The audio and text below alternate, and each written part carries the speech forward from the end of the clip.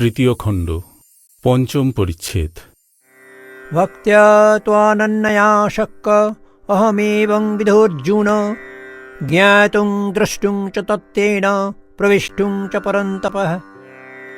ঈশ্বর দর্শন সাকার না নিরাকার? একজন ব্রাহ্ম ভক্ত জিজ্ঞাসা করিলেন, মহাশয়, ঈশ্বরকে কি দেখা যায়? যদি দেখা যায়, দেখতে পাই না কেন? শ্রীরামকৃষ্ণ বলিলেন, হাঁ, অবশ্য দেখা যায়। সাকার রূপ দেখা যায়, আবার অরূপও দেখা যায়। তা তোমায় বুঝাবো কেমন করে? ব্রাহ্মভক্ত বলিলেন, কি উপায়ে দেখা যেতে পারে? শ্রীরামকৃষ্ণ বলিলেন, ব্যাকুল হয়ে তাঁর জন্য কাঁদতে পারো?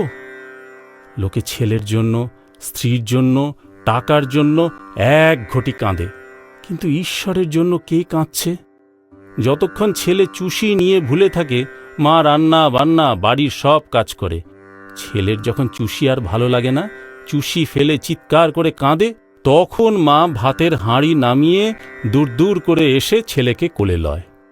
ব্রাহ্মভক্ত বলিলেন, মহাশয়, ঈশ্বরের স্বরূপ নিয়ে এত নানা মত কেন?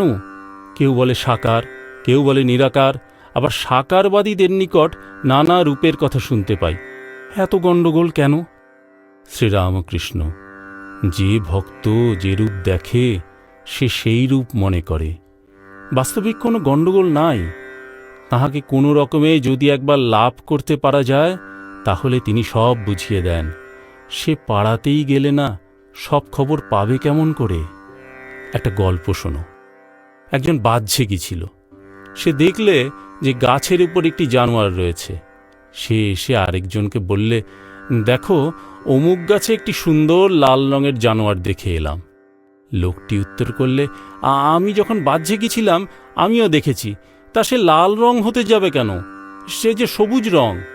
আরেকজন বললে, না না, আমি দেখেছি হলদে। এইরূপে আরও কেউ কেউ বললে, না, সাদা, বেগুনি, নীল ইত্যাদি। শেষে ঝগড়া। তখন তারা গাছতলায় গিয়ে দেখে একজন লোক বসে আছে।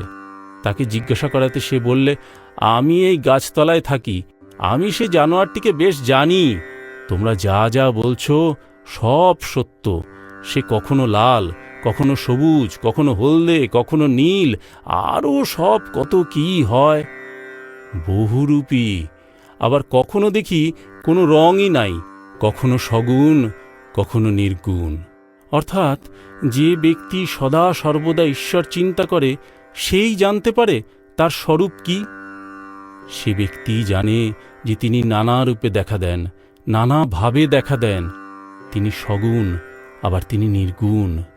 যে গাছতলায় থাকে সেই জানে বহুরূপীর নানা রং, আবার কখনো কখনো কোনো রঙই থাকে না। অন্য লোকে কেবল তর্ক ঝগড়া করে কষ্ট পায়। কবির বলতো, নিরাকার আমার বাপ, সাকার আমার মা। ভক্ত যে রূপটি ভালোবাসে সেই রূপে তিনি দেখা দেন। তিনি যে ভক্তবৎসল। পুরাণে আছে, বীর ভক্ত হনুমানের জন্য তিনি রাম রূপ ধরেছিলেন। বেদান্ত বিচারের কাছে রূপটু পুড়ে যায়। সে বিচারের শেষ সিদ্ধান্ত এই, ব্রহ্ম সত্য আর নামরূপযুক্ত জগৎ মিথ্যা। যতক্ষণ আমি ভক্ত এই অভিমান থাকে, ততক্ষণই ঈশ্বরের রূপ দর্শন আর ঈশ্বরকে ব্যক্তি বলে বোধ সম্ভব হয়। বিচারের চক্ষে দেখলে ভক্তের আমি অভিমান ভক্তকে একটু দূরে রেখেছে। কালীরূপ কি শ্যামরূপ 14 পোয়া কেন? দূরে বলে সূর্য ছোট দেখায়। কাছে যাও, তখন এত বৃহৎ দেখবে যে ধারণা করতে পারবে না। আবার কালীরূপ কি শ্যামরূপ শ্যামবর্ণ কেন? সেও দূর বলে। যেমন দিঘির জল দূরে থেকে সবুজ, নীল বা কালো বর্ণ দেখায়, কাছে গিয়ে হাতে করে জল তুলে দেখো, কোনো রঙই নাই। আকাশ দূরে দেখলে নীলবর্ণ, কাছে দেখো কোনো রং নাই। তাই বলছি, বেদান্ত দর্শনের বিচারে ব্রহ্ম নির্গুণ। তাঁর কি স্বরূপ তা মুখে বলা যায় না। কিন্তু যতক্ষণ তুমি নিজে সত্য, ততক্ষণ জগৎও সত্য। ঈশ্বরের নামরূপও সত্য, ঈশ্বরকে ব্যক্তিবোধও সত্য। ভক্তিপথ তোমাদের পথ। এ খুব ভালো, এ সহজ পথ। অনন্ত ঈশ্বরকে কি জানা যায়? আর তাকে জানবারই বা কি দরকার? এই দুর্লভ মানুষ জনম পেয়ে আমার দরকার তাঁর পাদপদ্মে যেন ভক্তি হয়। যদি আমার এক ঘটি জলে তৃষ্ণা যায়, পুকুরে কত জল আছে এ মাপবার আমার কি দরকার? আমি আধ বোতল মদে মাতাল হয়ে যাই, সুঁড়ির দোকানে কত মন মদ আছে এ হিসাবে আমার কি দরকার? অনন্তকে জানার দরকারই বা কি?